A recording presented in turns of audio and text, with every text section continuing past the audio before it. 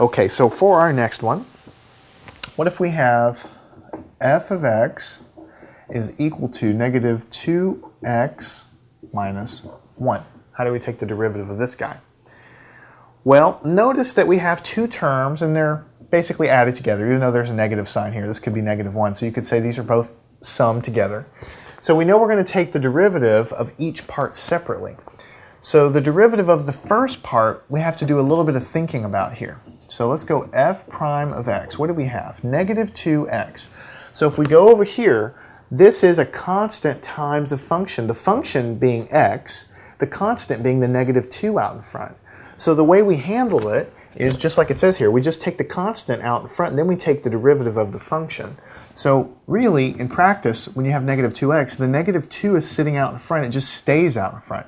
Now we have to take the derivative of x, which we did just a minute ago. So it's really x to the first power. So a 1 comes down because of the first power, x, and then for the new exponent, it's 1 minus 1, right? Because we just take 1 off the exponent. So that really and truly takes care of this first term. The negative 2 stays out in front. The derivative of this is 1 times x to the 1 minus 1. Okay? Now what about this guy over here? What's the derivative of negative 1? Well, negative 1 is a constant. The derivative of any constant is always 0. So over here, we always have a 0. So what we have here is two functions summed together. The first one is the negative 2x. The second one is the negative 1. The derivative of the first one we wrote down over there. The derivative of the second one is just a constant, so it's 0. So I'm writing 0 here so you know what I'm doing, but really after you do enough derivatives, you'll know that the derivative of that constant just disappears and it doesn't even play. So finally, the answer that we would write would be this guy, negative 2, and then we have x to the 0 power, which is just 1. So the answer is just simply going to be negative 2. So when you think about it, though, you know, I'll take a little chance to show you an aside. What is this a graph of? If you plot this, negative 2x plus 1, this is just a line, right? You have a slope here, right? And you have, you know, some y-intercept there we could draw and plot. But the point is it's a straight line with a slope of what? What should be the slope of this line? If this were just y equals some line, you plot it, what should the slope be? It's negative 2 because that slope is always in front of the variable. So the slope of this line never changes because it goes on and on forever with a slope negative 2. Look at what we calculated for our derivative. It's a constant, negative 2, always. No matter where I'm looking at on this coordinate plane, no matter where I look, the slope of the original function is always negative 2, which makes total sense for a line because the slope of a line never ever changes. Unlike that parabola, the slope of that parabola does change all the time. So you can kind of do a little bit of a sanity check to make sure that you're getting something that kind of makes sense.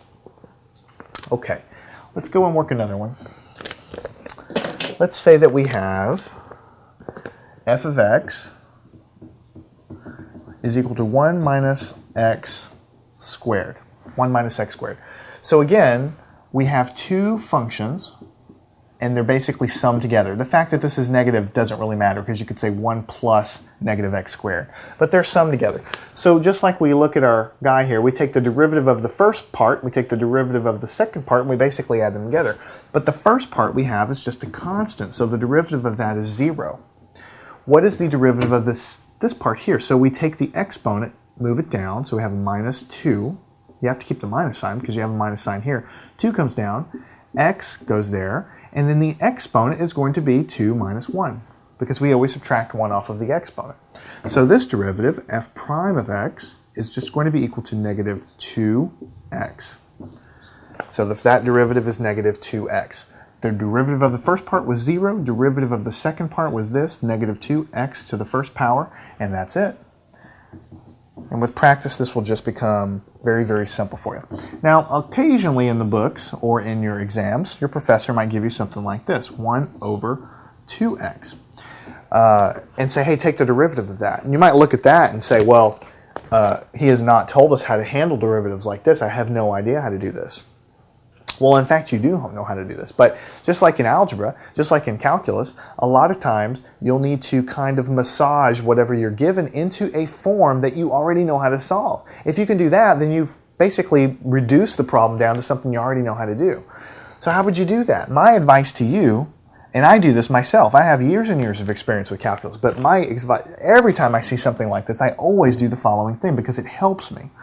I rewrite the function, right? I rewrite the function like this. I rewrite it as 1/2 times x to the negative 1 power, right? Think about that. The 1/2 is sitting out there. The 1 over x is rewritten as x to the negative 1 power, right? When you write it like this, it's really easy to work with because we know how to take the derivative of these x to the power of yada yada terms. The fact that there's a constant out front is absolutely no problem because if we have a constant times a function, we just stick the constant out in front, take the derivative of what's left over. So we already know how to do that, even though this looks a whole lot more difficult. So the derivative is going to be, the 1/2 is just going to stay out front, and then we take the derivative of this. Now you do have to be careful, but I will tell you that it does follow the exact rule, but you do have to be careful because negative exponent can kind of get a little tricky if you're not careful. The negative 1 does come down, so you have negative 1, and then you write x, and then the exponent you have to subtract 1, but you have negative 1 minus 1. This is exactly what we've been doing before, where we took the exponent and subtracted 1. Well, here we're taking the exponent and subtracting 1. Only difference is my exponent is already negative, right? But I'm doing exactly the same thing.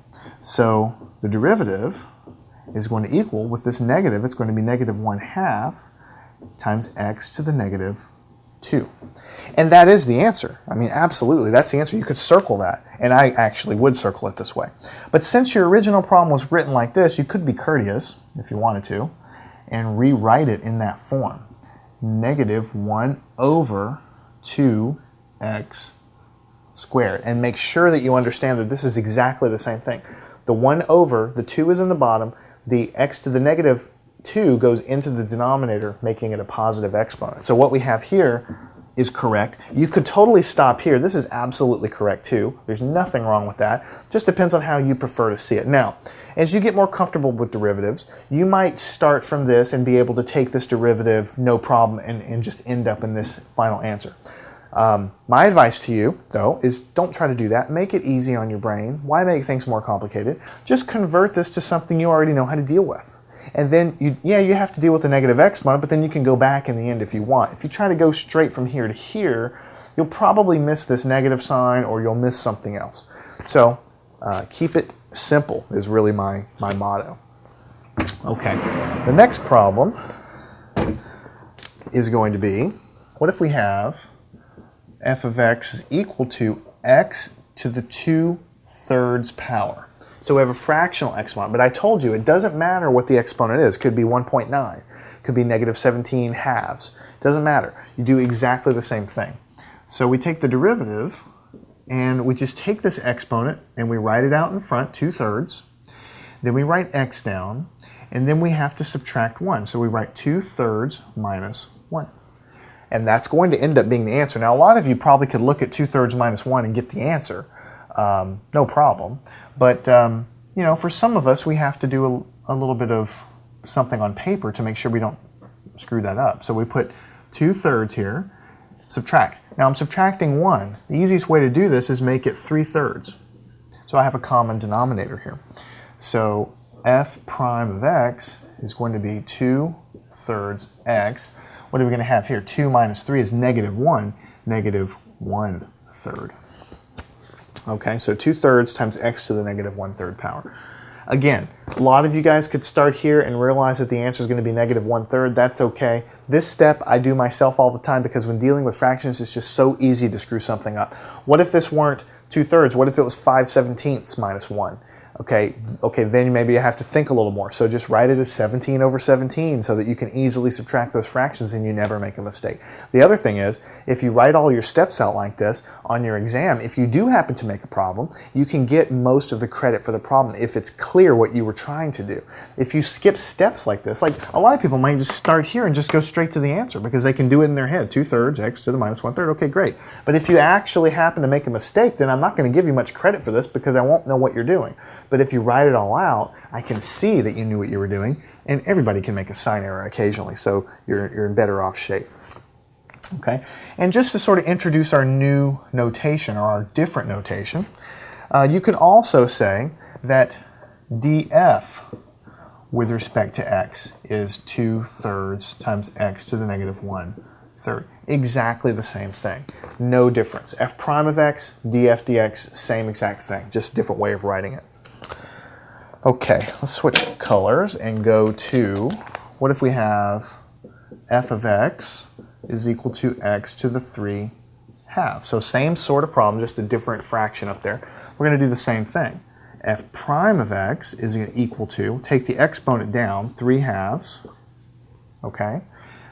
Mark the x, and then the exponent's going to be 3 halves minus 1. And again, a lot of you guys can do this in your head, that's okay. So we'll have 3 halves x. What is this going to be? It's going to be 3 halves minus 2/2 to get a common denominator here. All right, so f prime of x is going to be equal to 3 halves x. 3 minus 2 is 1, so 1/2. 3 halves x to the 1/2, which is exactly the same way if we write it differently. df dx is equal to 3 halves x to the 1/2. Exactly the same thing. So we can write it both ways. And so it's the same sort of thing. You're subtracting the guy off. A lot of you guys could probably go straight from here to here and do it. That's fine. It's really up to you. But the more steps you show, I'm telling you, it's a matter of time before you make a mistake on your exam, and then you'll wish that you had shown all of the work. All right, let's go ahead and do another problem. Let's say we have f of x is equal to negative 4x cubed. Negative 4x cubed. So here we have sort of the same thing. We have a constant right out in front of our function x cubed. So all we do is we say f prime of x is we basically keep this out in front. So this negative 4 stays out in front because and then we take the derivative of the x cubed, which is we take 3 down in front, so it's going to end up being multiplied, times x. 3 minus 1 is 2. And I think most people are pretty safe to put 3 minus 1 and just put the 2 down there. But look what we have here. 4 times 3 is 12. So f prime of x is equal to negative 12x squared. Negative 12x squared, and that's the final answer. Okay, the next problem, let's say, is f of x is equal to, we're getting a little more complicated each time. Let's say we have 3x squared minus 4x plus 2. So notice what we have. This is a polynomial, right? And I kind of alluded to this before, but notice it's really the sum of 3 things.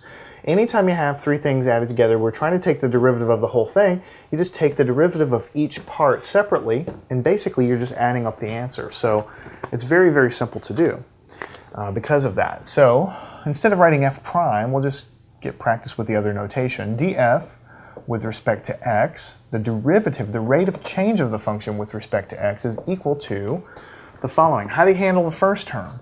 Well, they have a 3 out in front, so it stays out in front, 3 times the 2 from the exponent that drops down, and then in the exponent you have 2 minus 1 giving us the 1. So this is basically done. Here you have this negative 4 sitting out in front, so it just sits out in front here.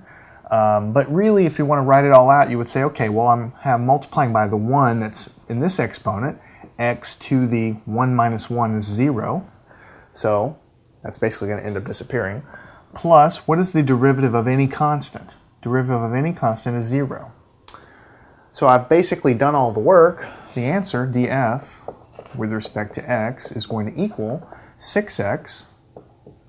And then here, this is x to the 0 is 1, so you have negative 4, and 0 just stays out. So df dx is 6x minus 4. Make sure you understand that. The 3 stays out in front, 2 drops down, x to the 1 power, because 2 minus 1, okay?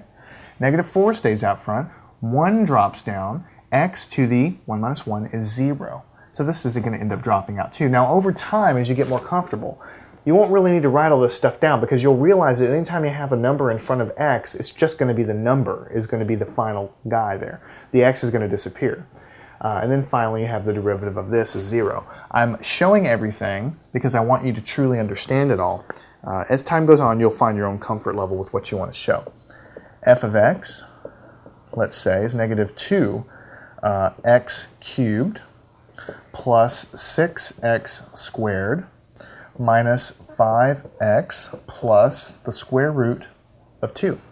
So again, another polynomial. This is added to this, is added to this, is added to this. So I take the derivative of each thing separately, and I'm just adding up the answer. So df with respect to x, the derivative of the function, the slope of the function with respect to x, right, is, and what we're going to have here, the negative 2 is going to stay out front, multiplied by my exponent, which drops down, which is 3.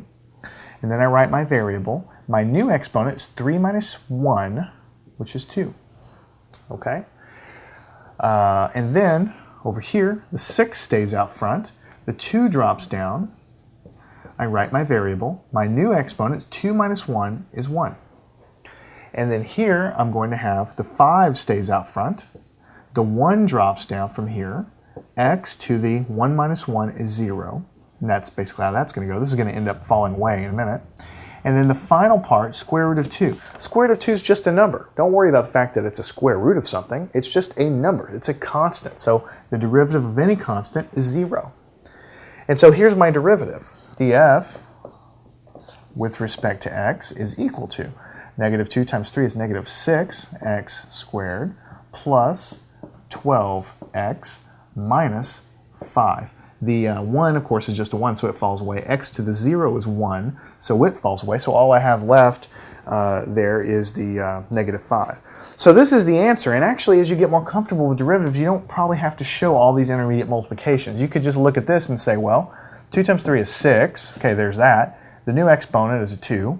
Okay, this guy, 2 times 6 is 12. There's that. The new exponent is 1. The derivative of this is going to be negative 5. Derivative of this is going to be 0. So really going from first step to third step is probably okay when you're taking a relatively simple derivative like this. I'm showing it all for you so you truly understand where I'm getting everything. All right, so let's go and do something a little more, not too challenging, but a little more challenging. What if I have f of t, so it's a function of time this time, is 7 times t to the negative 5. Well, don't worry about the fact that it's t. That has nothing to do with it. All right? It's going to be done exactly the same way. This exponent should not scare you because the rule that we apply for these guys applies if it's negative or positive exponent. So the derivative of f with respect to what? T this time, because it's a function of time. The change of the function with respect to time is the 7 stays out in front times the exponent. You drop down negative 5. Then you write your variable down, and then your new exponent is you take the original one, you subtract 1 off. So you're just doing the same thing. You're dropping the exponent down, your new exponent is just subtracting 1. So df dt is equal to negative 35 times t to the what? To the negative 6. Negative 35t to the negative 6. Not that bad, because it's written in terms of this exponent that you already know how to deal with. But the next problem could trip some people up. F of t is equal to negative 4 over t to the 9. So this is the kind of thing on a test where if you haven't practiced it, you'd look at this and you'd be like, well, I don't know how to do that. I know how to do it when they're up here in the top, but I don't know how to do it when they're in the denominator. Well, we've talked about this. Just rewrite the function. Rewrite it in a form that you know how to deal with. As long as you're legal, you can do this anything you want to this function. So we'll call it negative 4 times t to the negative 9th. And make sure you completely agree that that is exactly the same as the original function. We just stuck a negative on the exponent there. And we know how to take a derivative of this guy. So let's go f prime of t, take a derivative, is equal to negative 4 times negative 9 from the exponent that drops down, times t to the negative 9 minus 1. We subtract off of the exponent. Same rule as before. So f prime of t is equal to 9 times 4 is 36, negative times negative is positive, so 36 times t to the negative 10. And you can leave it like that. That's absolutely fine to do. But since the original problem wrote it like this, you might want to be a little courteous, let's say, and just write it as 36 over t to the 10th power. 36 over t to the 10th power. That's the answer. This is the answer also. It's totally fine to leave it like this. If you want to write it in terms of how the original problem was, you would put the guy in the bottom. So I hope you see that some of these problems look quite different from each other, you know? I give you a few rules, and then when you start adding things together, putting exponents on the bottom, it looks different. But once you learn these rules of derivatives, you'll learn that they're really all done in the same way, okay? So let's go on and do a few more, just building our skills. What if we have f of t again, let's say, negative 3t squared plus 3 over t to the 6th. So here we have a combination of two different things. So we're going to take the derivative of this guy and then the derivative of this guy separately and add them together. This looks a little funny, but we know how to handle that. We're just going to rewrite it. So I would suggest to you that if you're given something like this, you rewrite it as negative 3t squared plus 3t to the negative 6. We rewrite it like that because now you have, it in the form that we've sort of been working with a variable raised to a power. And they're all, nothing's in a denominator like that. Okay, so we'll take the derivative. What's the derivative of this guy here? You'll have the negative 3 here times the 2 from the exponent. Then you write your variable, and then 2 minus 1 is going to be 1, so I'm going to leave it like this. Plus, you'll have 3 out in front from the second term, negative 6 from the exponent. Then you write your t down, and then you'll have negative 6 minus 1 in your new exponent. So finally, f prime of t is going to equal, this guy is going to be negative 6t, this guy, negative 18t to the negative 7, right? To the negative 7. And I can rewrite this term if I want to be, match it to how my original problem was written. So I would say negative 6t minus 18 over t to the positive 7th power. And I don't have to do this. I could totally leave it like this. So the answer I'm going to get is going to be negative 6t minus 18 over t to the power of 7. Okay, let's switch colors a little bit and do a few more, working up our complexity a little bit each time. What if I have y is equal to the square root of 5 times x? So you might look at this and say, well, I've got a square root, I've got a 5 times an x, and I've definitely never seen anything like this before. But what you really need to do is rewrite it just like anything else. So just see if you can always figure out a way to rewrite these things. You can rewrite this as the square root of 5 times the square root of x. You think about it because you can just multiply these things under the radical. So now what you have is a constant. This is simply a number. Square root of 5 is just a number. This is a function. So we just take this guy and do it like we've always been doing. So dy with respect to x is equal to, the constant sits out in the front, and then we take the derivative of this guy. But what is this? I can rewrite this further and say square root of 5 times x to the 1/2, because that's what a square root is.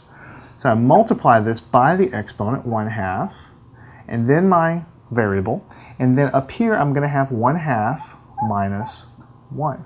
I'm going to subtract 1 from my new guy. So what I'm going to have is dy, derivative of y with respect to x, is going to be the square root of 5 over 2 from this, times x. 1/2 minus 1, I think most people can figure out in their head, is probably just negative 1/2. And if that confuses you, put 2 over 2 and then do your fraction subtraction there and get the answer there. So you can leave this as the answer. That's absolutely no problem.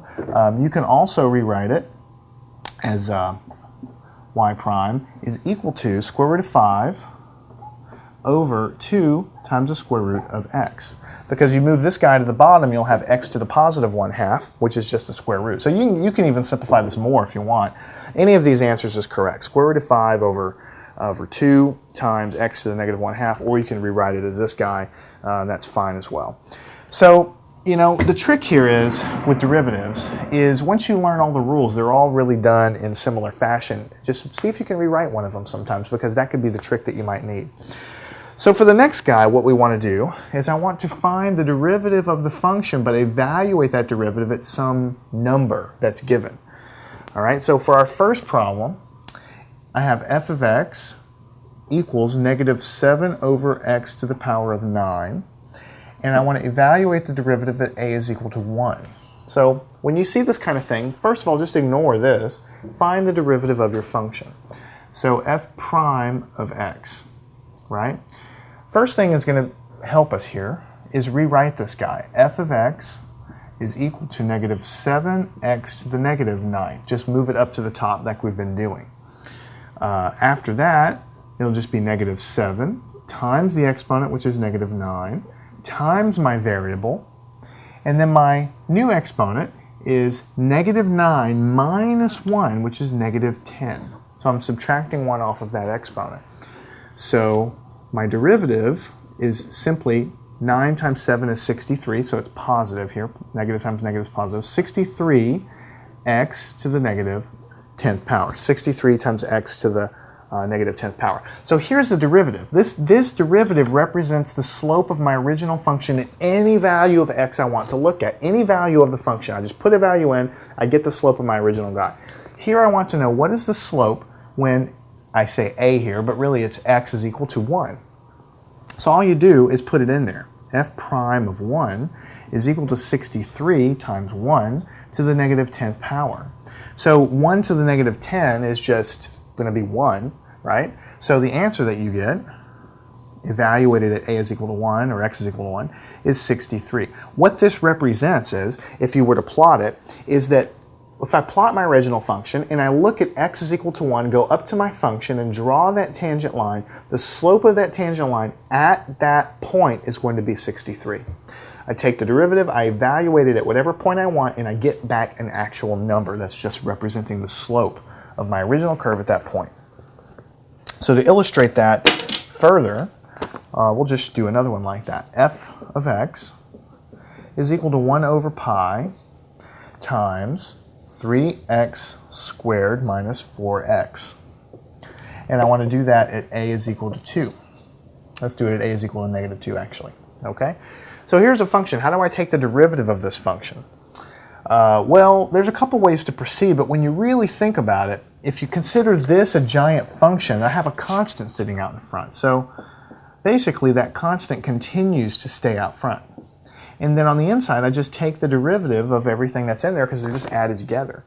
So here I have, on the inside, I have 3 times 2, because of this multiplication, times x to the 2 minus 1, which is 1. So I subtract 1 off the exponent. And here I have 4, and then what I'm going to have here, the 1, the exponent from the 1 comes down, times x to the 0 power. Because 1 minus 1 is 0, subtracting 1 off of that exponent. So f prime of x is equal to 1 over pi times, 3 times 2 is 6, so I have 6x minus 4. And that's basically the derivative, 6x minus 4. Okay? And so all I need to do at this point, this is the derivative that expresses the slope of my original function at any value I want, but I'm interested at x is equal, or in this case I just label it a is equal to negative 2. So I just put that in there. So I'll switch colors for that, and I'll say f prime at negative 2 is equal to 1 over pi times, we'll do it 6 times negative 2 minus 4. Okay, which is equal to 1 over pi times, what is 6 times negative 2? That's negative 12 minus 4, like this. And so f prime of negative 2 is equal to, what I'm going to have here is 1 over pi, and inside here I'm going to have negative 12 minus 4, which is negative 16. Right? So finally, if I want to write my answer down perfectly, f prime evaluated at negative 2 is equal to negative 16 over pi. And this is the final answer. So basically all we do, if you're asked to evaluate a derivative at a given point, is you calculate its derivative just like we've been doing, and you just take the value and you plug it in. So what this means is that if I look at my original curve, if I plot it, if I look over at x is equal to negative 2, and I go up to that curve and draw that tangent line at that moment, I'm going to get a slope that I can measure. That slope is going to be equal to this number here exactly. And that's what the derivative is. So the derivative, just to wrap it up here, is a general concept. It says I have a function This function has a slope that's constantly changing because it's squiggly, unless it's a straight line, right? The derivative is a new function that I derive from my first one. The new function represents the slope of the original function at any point I want. And if I want to actually capture that slope and look at it, I can plot it and figure it out, but I can also evaluate my derivative at any point I want, and I will get back a slope that represents the slope of the line tangent to the original curve. So I didn't talk about deriving a derivative in terms of a limit. You can look in the Calculus 1 tutor separate DVD course for that. Didn't talk about some of those things, but we did give a good introduction to what a derivative is, practically speaking, in terms of the graphs that we drew. We represented the simple derivative methods here, where we have a x raised to a power, derivative of a constant, sum of two different functions that are added together, taking the derivative. But you can see that even those simple little rules, when you combine them into more complicated functions, really allow you to take derivatives of more complicated things.